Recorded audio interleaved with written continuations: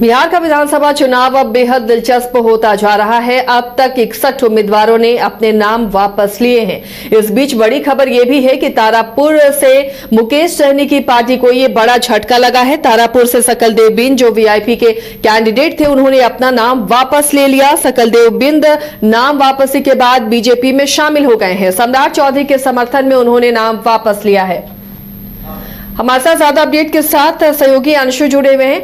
अंशु, कई उम्मीदवारों ने अपना नामांकन वापस लिया है। 61 उम्मीदवार अब तक सामने आए जिन्होंने नाम वापसी की है और इसमें सकलदेव बिंद का भी नाम है। अब सम्राट चौधरी के लिए रास्ता तारापुर में बिल्कुल साफ नजर आ रहा है।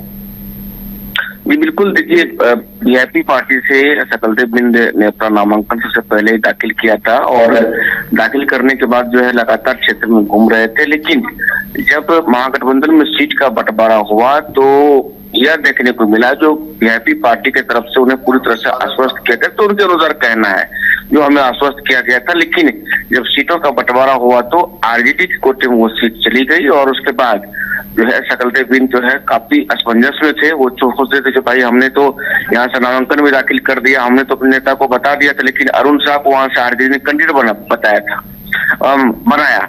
उसके बाद जो है वो अगर चुनाव सकलदेव बिंद लड़ते तो कहीं न कहीं जो एनडीए का वोटर था, एनडीए का वोट काटने का जो है काम करते वो, क्योंकि जो वहां पर सकलदेव बिंद को लेकर के ये कहा जाता है कि तारापुर में सभी वर्गों का उन्हें कहीं न कहीं समर्थन है।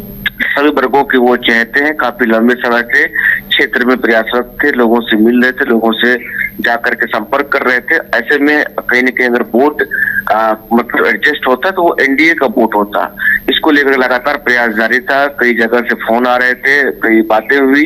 उसके बाद सम्राट चौधरी ने डायरेक्ट उनसे बातचीत की और उसके बाद जो है उन्हें एनडीए में शामिल कराया गया है। तो लेकिन अंशु, लगातार वो चुनावी क्षेत्र में थे, अपने इलाके में विधानसभा में लगातार सक्रिय थे, चुनाव की पूरी तैयारी उन्होंने की। क्या वजह रही होगी कि सम्राट चौधरी ने कहा और वो राजी हो गए?